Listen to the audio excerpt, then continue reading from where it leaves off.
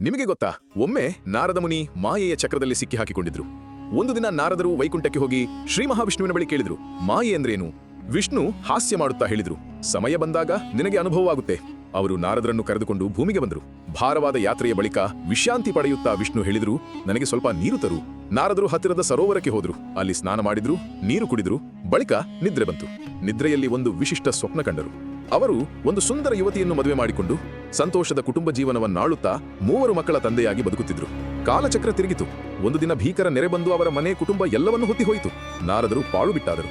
ತಮ್ಮ ಕುಟುಂಬವನ್ನು ಉಳಿಸಲು ಯತ್ನಿಸಿದರು, ಆದರೆ ವಿಫಲರಾದರು. ಅವರ ದುಃಖದ ತೀವ್ರತೆ ನಿದ್ರೆಯಲ್ಲಿಯೇ ಕಣ್ಣೀರಾಗಿ ಹರಿಯಿತು. ಆಗಲೇ ವಿಷ್ಣು ಪ್ರತ್ಯಕ್ಷರಾದರು. ನೀರು ತರಲಿಲ್ಲವೇ ಎಂದು ಕೇಳಿದರು. ಅಷ್ಟರಲ್ಲೇ ನಾರದರು ಎದ್ದರು. ಅವರಿಗೆ ಬಿಟ್ಟ ಸ್ವಪ್ನವಲ್ಲ, ಇದು ಮಾಯೆ ಎಂಬುದು ಅರಿವಾಯಿತು. ವಿಷ್ಣುವಿನ ಪಾದಗಳಲ್ಲಿ ಬಿದ್ದು ಭಕ್ತಿಭಾವದಿಂದ ಹೇಳಿದರು, ಪ್ರಭು, ಈಗ ನನಗೆ ಮಾಯೆಯ ಅರ್ಥ ಆಯಿತು.